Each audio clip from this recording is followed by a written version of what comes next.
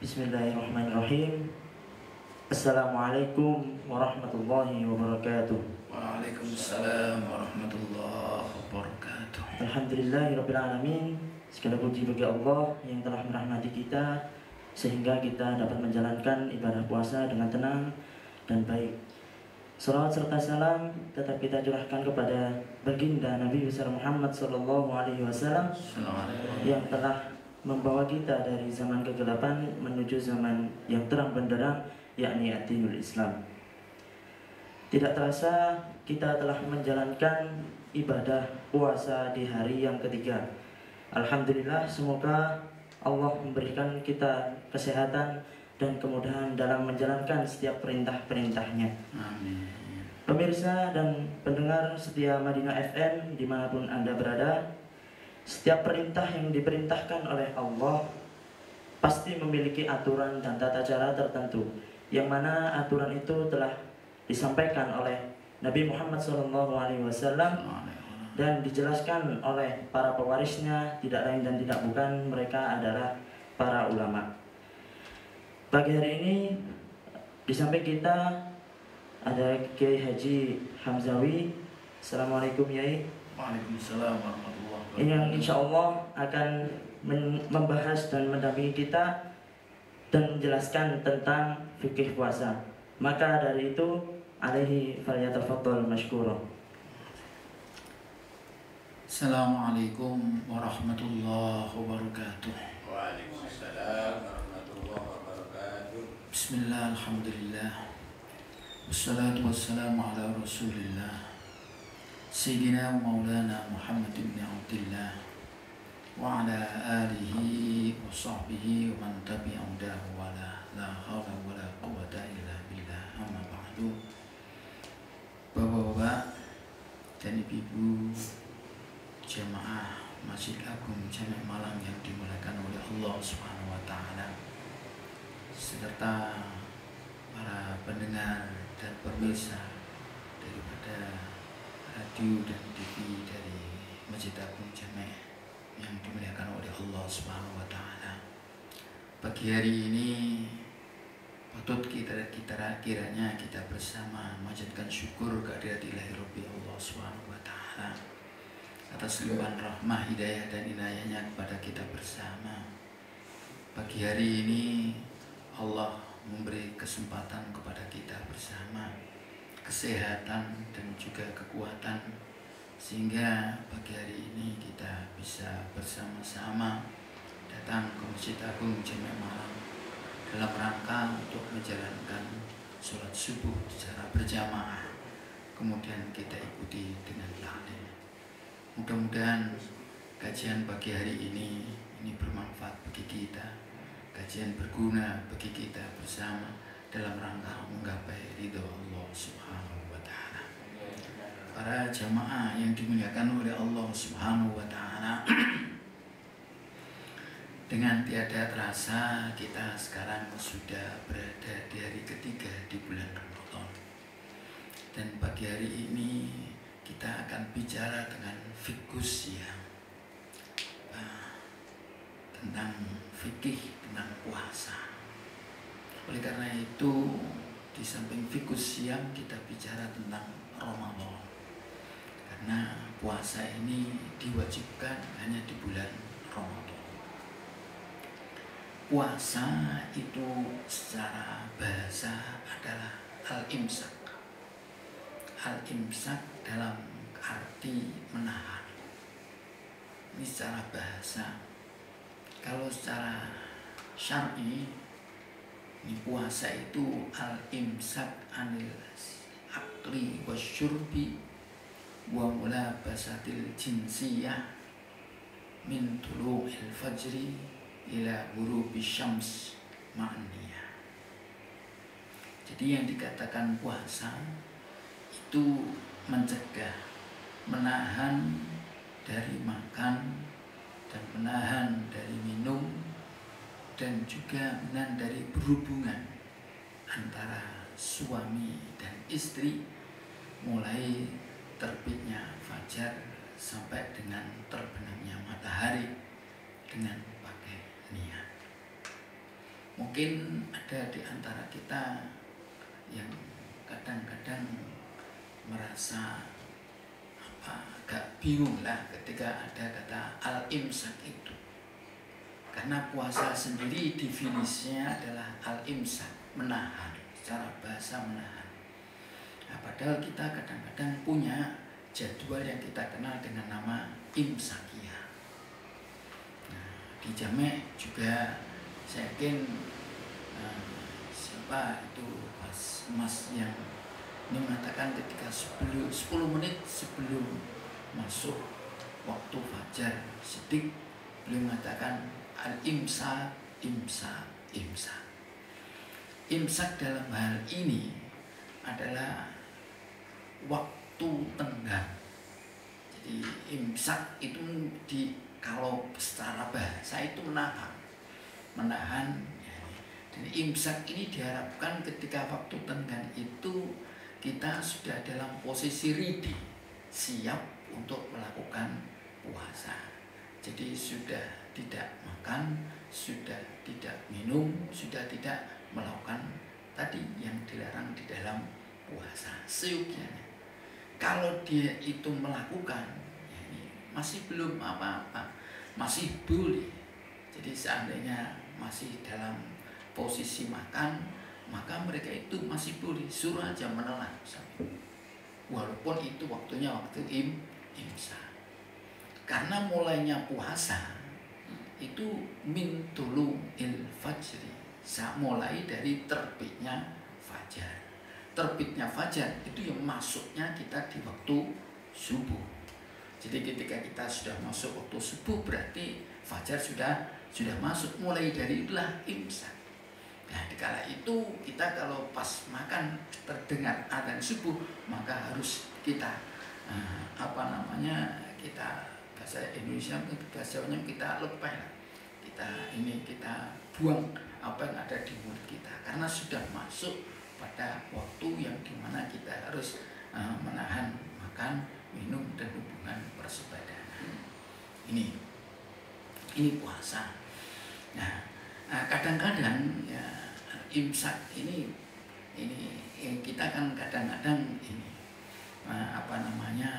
ya tadi mendengar berita-berita yang kadang-kadang ini mengatakan atau yang menyalahkan lah, ini katanya al-imsak itu persoalan yang tidak benar. Informasi itu sebetulnya istilah aja, mustalah, istilah yang berlaku mungkin di Jawa. Imsak itu ya tanda-tanda informasi bahwa kita seyogianya tidak makan dan tidak minum ketika waktu itu, walaupun belum mulai puasa. Karena ada yang mengatakan puasa itu kan imsak. Iya betul, puasa itu kan bahasa Arabnya al-imsak anil akli wasyurbi. Berarti kalau imsak berarti sudah puasa? Belum. Kalau karena imsak yang mustolah, yang diistilahkan, yang dipahami oleh kita bangsa Indonesia atau kita orang-orang Jawa. Jadi kalau imsak cara kita itu ya belum masuk waktu puasa, tenggang waktu itu satu. Yang kedua yang perlu kita ketahui, bahwa puasa itu suatu jenis ibadah. Jadi ibadah itu bisa dikelompokkan. Puasa Ramadan itu puasa ibadah yang wajib, dan ibadah ini ada yang mengelompokkan menjadi 3. Ada yang ibadah badaniyah, ada yang ibadah maliyah, ada ibadah yang badaniyah dan maliyah. Nah, ibadah badaniyah itu apa? Itu suatu bentuk ibadah di mana kewajiban seseorang, ini ibadah wajib, kewajiban seorang melakukan ibadah itu tergantung atau dipengaruhi atau ada kaitannya dengan fisik seseorang, badan seseorang. Maksudnya apa? Kalau fisiknya, kalau badannya Kalau dirinya belum mencapai usia balik umpamanya, maka dia belum wajib. Contohnya ini soal puasa dan juga sholat. Sholat itu juga ibadatun badaniyatun, ibadah yang sifatnya fisik. Jadi seseorang itu baru wajib sholat manakala orang itu sudah akilan, sudah balik di samping akal, punya akal. Ini ada umur-umur tentu, yaitu usia balik. Demikian juga puasa. Puasa itu ya kewajibannya kalau orang itu sudah mencapai usia balik. Sebelum balik belum wajib puasa. Kalau dia puasa sah. Jadi kita harus membedakan antara sah dan kewajiban. Jadi kalau sah itu kaitannya dengan syarat dan rukun. Manakala suatu ibadah itu sudah memenuhi syarat dan rukun, maka ibadah itu sah. Jadi manakala ada anak kecil umpamanya, dia belum balik, tetapi dia sudah melakukan sholat dan sholatnya sudah memenuhi syarat dan rukun, rukunnya sudah benar, syaratnya sudah benar, maka sholatnya itu sah. Demikian seorang anak kecil yang dia masih usia 6 tahun umpamanya, 5 tahun, kita suruh puasa, dia kuat puasa, sudah menahan makan, menahan minum, tidak melakukan hubungan persebadanan, dengan juga disertai dia mulai terbitnya fajar sampai terbenamnya matahari, maka puasanya dia sah, walaupun dia belum berkewajiban melakukan puasa, tapi puasanya sah.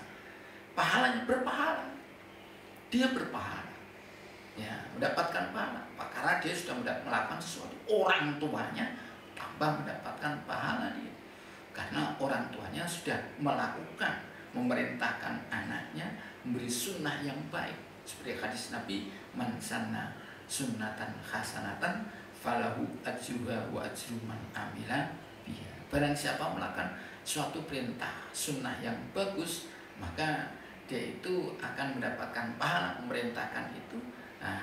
Di samping dia mendapatkan, ada orang melakukan, maka orang itu mendapatkan pahala, yang memerintahkan itu juga mendapatkan pahala seperti orang yang melakukan. Jadi berbahagialah kita sebagai seorang tua kalau punya anak masih kecil sudah mampu berpuasa. Orang tuanya mendapatkan pahala, dan puasanya itu termasuk puasa yang yasih, sah, asalkan memenuhi syarat dan oleh karena itu saya harap ini mungkin para pendengar, pemirsa yang berbahagia, soalnya kadang-kadang itu ada yang salah paham atau salah beri informasi, bilang kepada anaknya, "Dik, nah sampai saya puasa ya untuk latihan." Latihan, jadi puasa dianggap latihan. Ya, betul, anaknya cerdas. Ketika dia latihan sudah 3 hari, anaknya bilang, "Pak, Bah, saya latihan sudah kuat. Berarti saya besok mau tidak latihan lagi karena sudah cukup." Masuk latihan itu satu bulan. Nah, akhirnya orang tuanya tidak punya argumentasi. Ini jadi persoalan. Sebetulnya nggak usah macam itu lah ya. Dia memang disuruh puasa. Itu memang ibadah badaniyah. Ada ibadah yang maliyah. Ibadah maliyah itu ibadah yang kewajibannya itu terkait dengan harta. Yang termasuk ibadah ini adalah zakat. Zakat itu ibadatun maliyatun. Maksudnya apa? Jadi asalkan seseorang itu punya harta, dan harta itu sudah ada 1 nisab dan ada haul, maka harta itu wajib dizakati, walaupun yang punya masih kecil. Seandainya ada seseorang anak, ini ditinggal mati oleh kedua orang tuanya, anak tunggal baru usia 7 tahun, diwarisi, dia punya, orang tuanya punya pabrik yang begitu besar, maka pengelola pabrik kan dikelola orang, maka itu kan hartanya anak. Tadi karena itu dia warisan satu-satunya, pewaris satu-satunya, maka pabrik yang dikelola orang itu kan hartanya, maka itu wajib zakati. Jadi tidak tergantung nunggu anak itu sampai balik. Ini namanya ibadatun maliyatun. Ini ada ulama mengatakan itu. Nah, ada lagi yang ibadah maliyah badaniyah. Di samping maliyah juga badaniyah. Itu ibadah haji. Jadi ibadah haji itu dua, ada fisik dan harta. Jadi kalau ada anak kecil diajak haji oleh orang tuanya, asalkan sudah memenuhi syarat dan rukun, maka hajinya sah. Tapi dia sebagai seorang muslim, jadi ketika dia sudah balik dan kaya, maka dia wajib haji Islam, masih berkewajiban haji. Karena hajinya tadi kan dia bukan dari keluarganya sendiri. Ini sama dengan orang yang haji, dihajikan orang ya, kemudian sudah dewasa ya.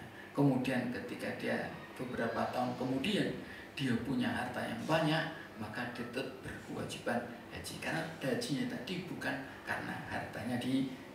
Nah, kalau diberikan sah, itu hajinya tetap sah. Karena tadi sah itu terkait dengan syarat dan hukum.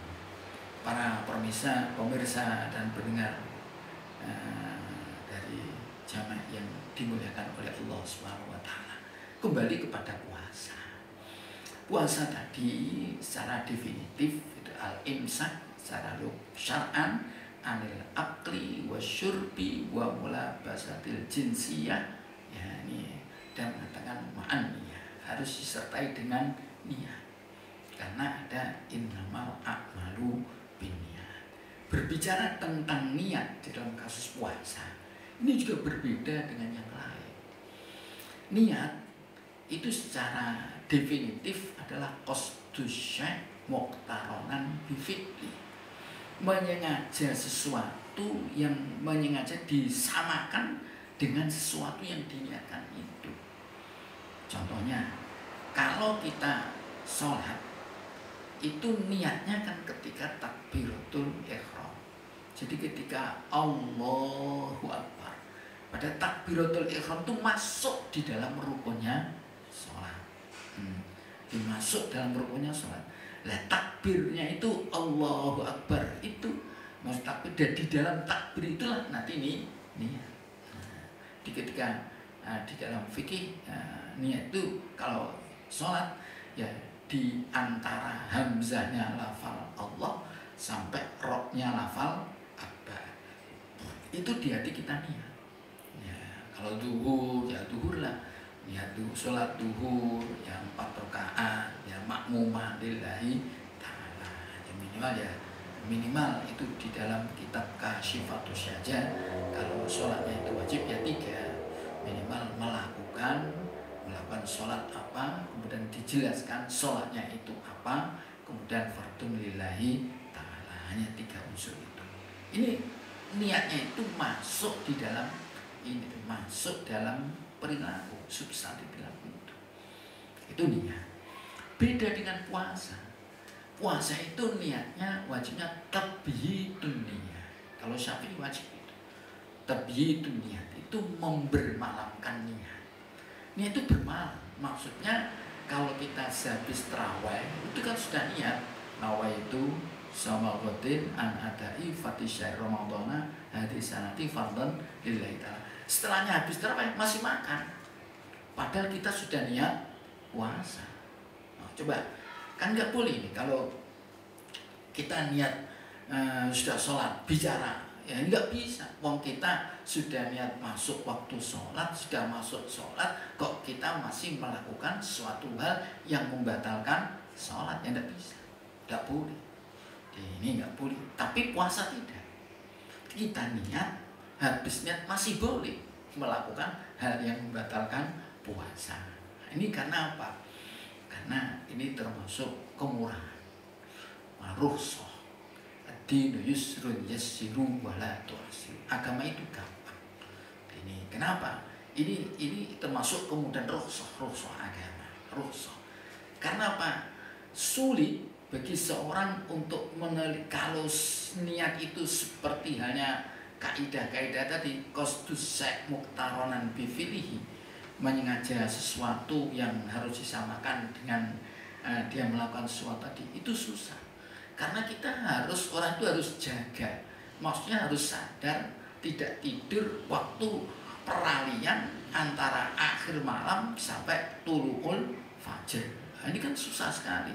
Jadi harus ketika pas tuluul fajr di situ harus dia baru pasang niat. Itu sulit. Karena sulit itu ada kemurahan. Jadi kaidah kan idza daqat tasak, kalau sulit malah ada kelonggaran.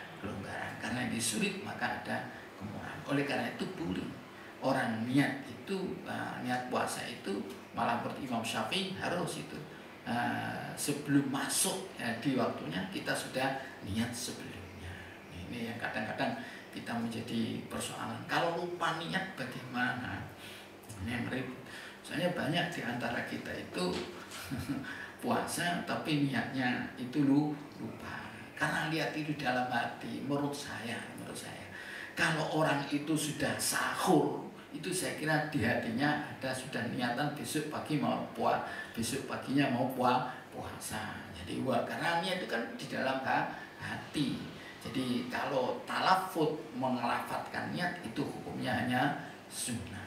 Saya kira sulit kalau orang itu lupa, asalkan dia itu sudah makan sahur, saya yakin dia itu sudah nih. Ya, jadi jarang yang orang nggak lupa itu. Nah kalau lupa mengrepot. Kalau betul-betul dia itu lupa, itu dia wajib imsak, ya, tapi wajib qadha. Karena puasanya tidak sah. Wajib imsak, maksudnya imsak itu dia wajib untuk tidak makan dan tidak minum mulai terbitnya fajar sampai terbenamnya matahari tadi, pokoknya tadi definisi tadi itu wajib. Nah, itu wajib imsak. Ini karena apa kok wajib imsak? Karena ini bulan Ramadan. Bulan Ramadan tidak boleh kita makan seenaknya, tidak boleh. Jadi ini haram. Lah kenapa kok kita wajib qadha? Karena puasa kita tidak sah, tidak kita tak pasang niat. Jadi itu berat. Jadi kita tetap puasa tapi kita wajib qadha. Nah, ini oleh karena itu mungkin bagi ibu-ibu ya, ini saran lah yang pas ada halangan puasa itu jangan makan ngedeng, jangan makan terang-terangan, tidak boleh karena ini bulan puasa. Jadi jangan mentang-mentang karena dia tidak puasa terus dimakan di jalan, dia makan ini sambil jalan, padahal tidak boleh, haram. Karena ini bulan puasa harus imsak, menjaga diri kita itu karena menghormati kita di bulan puasa. Sudah. Para pemirsa dan pendengar Madinah yang berbahagia, puasa itu Allah Subhanahu wa Ta'ala di dalam ayat Al-Quran, nah ini jelaskan yang bunyinya a'udzubillahi minasyaitonirrajim, ya ayyuhalladzina amanu kutiba alaikumusiyam kama kutiba alal ladzina min qablikum la'allakum tattaqun. Yang artinya, wahai orang-orang yang beriman, telah diwajibkan pada kalian semua sebagaimana telah diwajibkan pada umat-umat sebelum kalian puasa. Ya. Tujuannya apa? La'allakum tattaqun, agar kalian menjadi orang-orang yang bertakwa. Jadi awalnya itu yang dikhitobi, yang diperintahkan untuk puasa itu bukan sembarang orang, khusus orang-orang yang beriman. Lain kadang-kadang memang dalam ayat juga ada ya Yonas, wahai manusia, ada. Tapi untuk puasa pakai ya ayyuhalladzina amanu, wahai orang-orang yang beriman. Jadi peringkatnya yang beriman itu. Oleh karena itu, karena yang diperintahkan oleh Allah yang berpuasa itu orang yang beriman, maka puasa itu bukan sembarang perintah. Bukan sembarang perintah, karena yang diperintahkan khusus bagi orang-orang yang beriman. Oleh karena itu Mahmud Syamtud di dalam bukunya Al-Iman, Al-Islam, Aqidah wa Syariah beliau menjelaskan, karena diawali dengan ya ayyuhalladzina amanu, maka seyogianya puasa itu bukan hanya salap. Salap itu kulitnya saja, kosannya saja. Jadi hanya meninggalkan makan, hanya meninggalkan minum, itu saja, jangan. Kalau itu mungkin yang dihitopi, yang disuruh cukup wahai manusia. Tetapi kalau yang dihitopikan ya ayyuhalladzina amanu, maka seyogianya kita yang berpuasa itu ya tidak hanya meninggalkan makan dan minum saja. Itu minimal. Di minimal puasa itu tidak meninggalkan makan, meninggalkan minum, tidak melakukan hubungan persebadanan mulai terbitnya fajar sampai terbenamnya matahari, itu minimal. Beliau mengatakan seyogianya gimana? Seyogianya ada dua, ada tahliyah, ada tahliyah. Di puasa itu harus disertai dengan tahliyah. Khalla itu menyunyikan. Jadi menghindarkan diri dari hal-hal yang tidak layak, dari hal-hal yang tidak patut untuk kita lakukan. Oleh karena itu Imam Ghazali di dalam kitab Bidayatul Hidayah, beliau mengatakan, menyetir sebuah hadis, mungkin riwayatnya Ibnu Majah. Ada khamsun yuftirna shaim, ada 5 hal yang bisa membatalkan puasanya orang yang berpuasa. Jadi walau yang batal ini pahala, kalau puasanya sah, yang pahala. Buktinya apa? Kalau puasanya tidak batal, karena orang tadi tidak wajib qadha. Jadi kalau puasa itu batal, maka orang tadi wajib qadha. Tapi kalau yang batal itu hanya nilainya, tidak bernilai, puasanya tetap sah. Cuma tidak ada nilai di mata Allah Subhanahu wa ta'ala. Oleh karena itu iman-imanlah. Jadi karena ada hadis yang mengatakan kamin shaim laisa min siyami ilal ju' wal atas. Banyak orang yang puasa yang nilainya dia tidak berpahala. Pahala di mata Allah hanya al-ju' wal atas, hanya lapar dan dahaga. Oleh karena itu seyogianya ini ditinggalkan. Jadi jangan dilakukan supaya punya nilai di mata Allah. Ada 5 hal. Yang pertama adalah al-kidhib, bohong. Bohong itu bisa membatalkan nilainya puasa. Dalam hadis lain Rasulullah pernah bersabda macam ini. Man lam yada' qaula zuhur wal amala bih falaysa lillahi haja fi ayyada'a ta'amahu wa syarabah. Barang siapa yang tidak meninggalkan perilaku bohong, man qaula zuhur, kata-kata bohong, man lam yada' qaula zuhur wal amala bih, atau perilaku bohong. Jadi ada perilaku itu perilaku bohong. Mungkin para pemirsa atau pendengar di rumah pernah melihat di YouTube atau di mana, itu ada orang yang minta-minta. Ini pura-pura dia sakit, tidak bisa jalan. Tapi ketika dikasih ular, ada sesuatu ternyata isinya ular, dia langsung bangkit lah. Berarti dia itu tadi berperilaku bohong. Nah, perilaku bohong macam ini bisa menghilangkan nilai-nilai puasa. Kalau pesepak bola itu malah ada. Nah, kita pernah mendengar namanya diving itu kan. Diving itu dia ketika di muka gawang lawan terus ada bola, ya, dia sebetulnya tidak kena apa-apa, terus dia jatuh, ya, supaya wasit mengira dia dijatuhkan oleh lawannya. Kalau dijatuhkan di tempat-tempat yang terlarang itu, maka akan ada penalti. Ya, ini namanya, ini berperilaku bohong. Ini bisa, jadi ada perilaku bohong itu bisa membatalkan nilai-nilai puasa. Man lam yada qaula zur wal amala bih, kata Rasulullah, falisa lillah, bagi Allah laisa, tidak ada bagi hajatun, kebutuhan fi ayyada ta'ama wa syarab, tidak ada, Allah tidak butuh. Laopo dia meninggalkan makan dan minum kalau tidak berperilaku bohong atau berkata-kata bohong. Maka ini harus kita hindari. Ya puasa lah. Jadi puasa itu bukan hanya makan dan meninggalkan poso dari makan, puasa dari minum. Jadi puasa dari perilaku ini juga. Kata-kata bohong.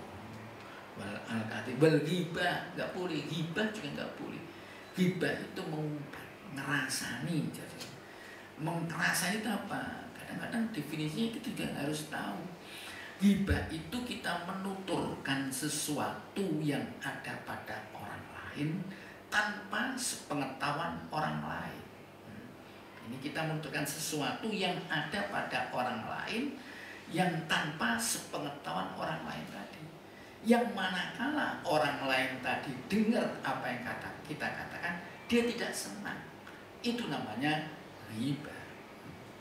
Kalau sesuatu, walaupun sesuatu benar adanya, tapi kalau dia mendengar, itu dia marah. Itu namanya ghibah. Kalau sesuatu tidak ada pada orang, itu dua. Di samping ghibah, dia bohong. Ini dua, Pak. Dosanya dua. Di samping ghibah juga bohong. Oleh karena itu janganlah kita melakukan sesuatu yang ada pada, menyebutkan, menuturkan walaupun ada pada orang lain. Kadang-kadang kita itu tidak terasa ngomong ini enggak, saya enggak rasani, ini sebetulnya ya gimana, itu sudah malah dua kali itu enggak ghibah. Kemudian yang ketiga itu an-namimah, mengadu domba. Jangan sampai kita bikin mengadu domba antara satu dengan yang lain. Kemudian yang keempat itu wan-nadhr bisyahwah, melihat dengan penuh birahi. Ditolong anak-anak muda untuk puasa ini prai melihat HP yang ini situs-situs yang macam itu dihindari. Kalau saya dulu di pondok itu kata kiai saya dulu, walaupun melihat soko tiang itu kalau dengan birahi itu puasanya juga batal karena dulu belum ada HP. Ya, sekarang kan banyak di HP, itu nggak boleh. Itu bisa membatalkan nilai-nilai puasa. Jangan melihat, ini tolong hindari. Kemudian yang terakhir ini al-yamin al-kadhibah, puasa yang sumpah yang tidak benar. Ini biasanya terjadi satu pada pedagang-pedagang. Yang pedagang itu ingin supaya barangnya cepat laku, disumpah wallah lah, janganlah. Kalau tidak benar, jangan sampai sumpah yang tidak benar. Karena apa? Karena sumpah itu membawa nama Allah. Jangan sampai kita membawa nama Allah pada persoalan-persoalan yang tidak benar. Itu bisa membatalkan nilai-nilai puasa. Ini takhliyah, minimal itu kita hindarkan. Kata Mahmud satu, di samping takhliyah pakai kha, juga harus ada tahliyah. Tahliyah itu menghiasi, ya. Dihiasi dengan amal-amal yang bagus. Banyak. Sekarang kita di bulan Ramadan ini sebetulnya bulan yang luar biasa. Bulan yang penuh hadiah, ya. Bulan yang penuh hadiah di sini. Salah satu contoh hadiah yang disampaikan oleh Allah Subhanahu kepada kita di bulan Ramadan itu ada namanya malam yang setara dengan 1000 bulan. Al-Fusyahr, namanya malam Lailatul Qadar. Itu hadiah itu. Hadiah dari Allah. Nah, itu setara dengan 83 tahun 4 bulan. Usia orang umat Muhammad itu baina sittin wa sab'in, antara 60 sampai 70. Nah, itu satu malam setara dengan 83 tahun, di atas usia rata-rata umat Muhammad. Ini kan hadiah yang luar biasa. Oleh karena itu kesempatan yang baik ini jangan kita sia-siakan. kita usahakan untuk mencari. Nah, di bulan Ramadan ini juga ada bisyarah lagi, perilaku-perilaku yang sunnah di bulan Ramadan. Ini setara dengan perilaku-perilaku wajib di luar Ramadan. Luar biasa. Sunnah, ibadah tarawih itu sunnah. Iya. Tapi itu nilainya sama dengan perilaku wajib di luar Ramadan. Itu iman sekali. Oh, itu persoalan sunnah aja. Lu jangan hanya sunnah. Sunnah di luar Ramadan, di dalam Ramadan setara dengan kewajiban di luar Ramadan. Luar biasa Ramadan ini. Jadi kadang-kadang kita itu kan nyepelekan. Oh, barang sunnah aja. Oh, jangan. Nah, kalau wajib di bulan Ramadan itu setara dengan 70 kali kewajiban di luar Ramadan. Ini kan hadiah luar biasa. Zuhur di bulan Ramadan setara dengan 70 kali sholat zuhur. Puasa, padahal di Ramadan itu puasanya wajib, qiyamul lailnya sunnah. Luar biasa. Itu hadiah. Ini reward yang luar biasa yang disampaikan oleh Allah kepada kita. Oleh karena itu banyak ini hadis yang menjelaskan itu. Ada lagi hadis yang mengatakan macam ini ya. Hadis mengatakan bahwa pahala puasa itu tidak terukur. Pahala puasa tidak terukur. Semua pahala itu ada parameternya. Kecuali puasa tidak ada ukurannya. Rasulullah dalam hadis qudsi Allah pernah berfirman macam ini. Inna rabbakum yaqul kullu hasanatin bi asli amsalha illa sab'ati mi'ati dzikrin. Ini firman Allah dalam hadis qudsi. Setiap kebaikan itu akan dilipatkan 10 kali lipat sampai dengan 700 kali lipat. Jadi terukur. Setiap kebaikan itu 10 kali minimal, 700 kali maksimal. Illa shaum, kecuali puasa, fa innahu li wa ana ajzi bi. Ini milik saya kata Allah. Saya yang nanti akan membalas. Ini kan luar biasa, puasa ini luar biasa. Oleh karena itu harus kita hiasi lah. Apa? Harus kita tahliyah, banyak tahliyahnya banyak. Kita ribet banyak informasi atau hiasan-hiasan amal-amal baik yang kita lakukan harus kita lakukan seyogyanya. Misalnya sebanyak sunnah yang wajib puasa ini kita lakukan, contohnya sholat tarawih ya, sholat witir aja yang kita lakukan di dalam Ramadan kan selalu ada witir. Padahal witir itu sebetulnya walaupun sebetulnya itu setiap tahun, setiap sepanjang masa, tapi biasanya orang hanya melakukan di Ramadan. Nah, ini Ramadan mesti melakukan karena ada tersendiri sholat witir, sedekah itu iftar orang puasa sama dengan pahalanya orang yang berpuasa itu luar biasa. Bahkan ini di dalam hadis ya Rasul mengatakan naumus shaim ibadah, tidur saya saja itu sama dengan ibadah. Karena tidur dia tidak akan melakukan maksiat, maka tidur itu ibadah. Ya. Wasumtu tasbih, diem, tidak melakukan apa-apa tapi jaga, itu sama dengan baca tasbih. Wa amalu mudoafa, aktivitasnya dilipat gandakan, doanya dikabulkan, terus pahalanya dosanya akan diampuni oleh Allah Subhanahu wa ta'ala. Itulah ribet-ribet yang ada dalam bulan Ramadan. Nah, oleh karena kita hiasannya apa? Banyak ini. Kalau kita mengacu kepada Al-Quran ya, di ayat-ayat yang kaitannya dengan puasa itu kan yang menjalankan puasa itu kan hanya bingkainya mulai 183 sampai 187. Ya ayyuhalladzina amanu kutiba alaikumus syiyam sampai uhilla lakum lailatas syiyami rafatu ila nisaikum. Ini di antara ayat itu ada dua. Satu, syahrul Ramadan alladzi unzila fihil Qur'an. Ada menyebutkan sesuatu di luar Ramadan itu Al-Qur'an. Karena Al-Qur'an diturunkan di bulan Ramadan. Kalau begitu hiasilah bulan Ramadan itu dengan banyak baca Al-Quran. kita alhamdulillah.